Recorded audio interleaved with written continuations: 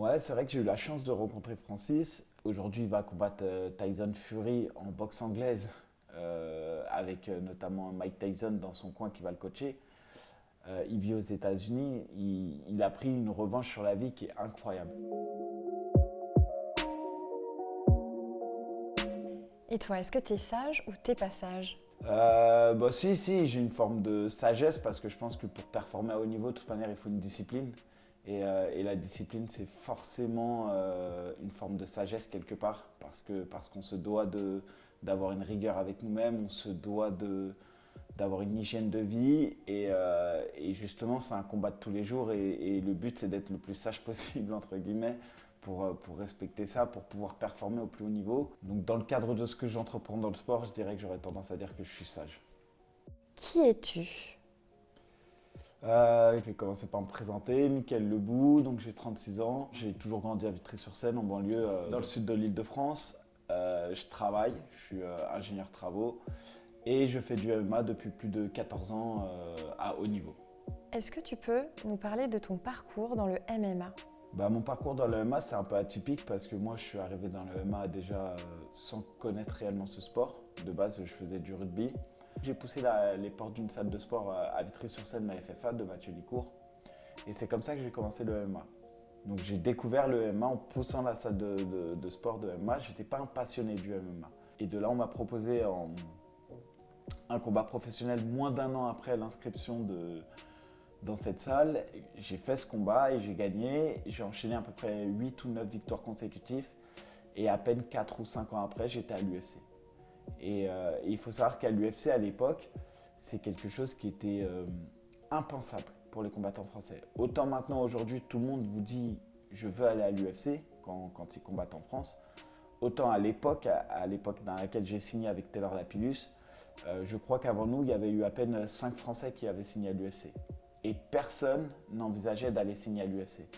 Et je pense qu'on a été la génération, on a marqué un tournant avec Taylor Lapillus pour les Français qui arrivaient dans le MMA et qui donnait espoir en fait aux combattants de pouvoir signer dans la plus grosse organisation au monde. Et derrière, ensuite, j'ai été à l'UFC, j'ai fait le M1, le BAMA, j'ai fait les plus grosses organisations européennes et mondiales. Et aujourd'hui, j'ai posé mes valises au RS, qui est pour moi la plus grosse organisation française. Quel est le titre le plus élevé que tu aies reçu dans ta carrière et lequel vises-tu aujourd'hui? J'ai 36 ans et c'est déjà un âge avancé dans le MMA pour le haut niveau. Maintenant, je pense que le meilleur accomplissement que j'ai pu faire, c'est d'aller à l'UFC, de disputer la ceinture au M1 en Russie, de disputer la ceinture du BAMA. Je pense que ça a été ce qui a marqué le plus ma carrière en tout cas. Quel est ton plus beau combat? Ah, mon plus beau combat, l'un des derniers qui me revient en tête, ça a été contre Karl Amoussou, parce que je pense que pour l'histoire du MMA français, il y avait un sens dans ce combat. Et on a offert un beau combat, que ce soit en avant-combat, on a offert un peu de trash talking. Dans le combat, on a offert un beau combat. Et après le combat, on a offert une belle réconciliation. Donc je pense que toutes les étapes de ce que doit être un combat ont été faites. On a vendu le combat, on a fait un beau combat. Et après le combat, on s'est réconcilié. Donc je pense que c'était un combat réussi et c'est pour moi l'un des plus beaux souvenirs que j'ai en carrière. Alors je vais te proposer des petites cartes. C'est du tarot. On va dire que c'est des petites cartes symboliques. Donc tu les mélanges. Ouais. Je la montre. Oui. Le monde minéral. Le monde minéral, ouais. On dit souvent que les combattants, ils ont des cœurs de pierre. Ouais. Tu trouves que c'est vrai? Bah, pour se construire en tant qu'homme ou dans le bâtiment, si je dois faire un parallèle avec mes activités, c'est toujours mieux d'être bien ancré. D'être bien ancré et d'avoir des bases solides. Et donc pour ça, il faut aller rechercher les bonnes fondations. Et les bonnes fondations s'ancrent dans des bons terrains. Donc des sols durs.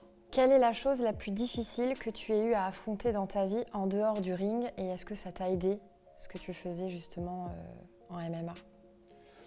Bah là, malheureusement, dans ce cas-là, non. Ça a été le décès de ma mère, le plus dur. Ça a intervenu à peu près 4-5 ans. C'est quelque chose auquel j'étais pas préparé. Ça arrivait comme ça. Forcément, ça a été pour moi l'étape la plus dure de ma vie, la plus douloureuse en tout cas. Et le sport, non, pour le coup, j'ai pas réussi à retrouver quelque chose qui a pu me consoler ou m'aider à me structurer dans ça. Ça a été quelque chose que j'ai dû gérer autrement pour le coup. C'est une maman, on la remplace pas.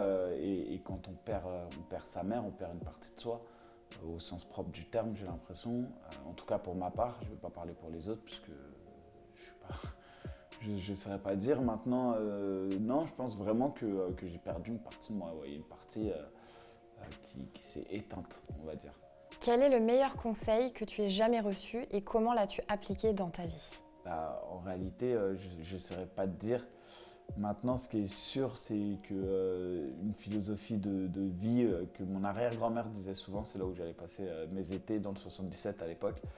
Elle disait que la vie, en vrai, c'était juste une grande tartine de merde et qu'il fallait en manger un peu tous les jours. Mais qu'au-delà de ça, la vie était belle, quoi. Et donc, je pense que c'est un peu la philosophie de vie, c'est-à-dire qu'il faut savoir endurer un peu le labeur et ce que la vie est amenée à nous faire endurer, mais que derrière, il faut aussi savourer les moments qui sont parfois simples et qui fait un peu ce qu'on a. Quelle couleur représenterait le mieux la philosophie du MMA et pourquoi? J'hésite entre le rouge et le noir. Le rouge pour le sang, il ne faut pas oublier qu'on peut saigner, donc c'est pas un sport anodin, c'est pas un jeu. Et le noir parce que c'est noir et parce que c'est dur. Parce que le MMA, ça reste un sport qui est dur et qui se sanctionne après chaque combat. Il y a un vainqueur et il y a un perdant. Et pourtant, tous les deux se sont entraînés pour la même échéance, la même date, le même objectif. Et il y a toujours un déçu. Donc c'est un sport qui est dur. Voilà.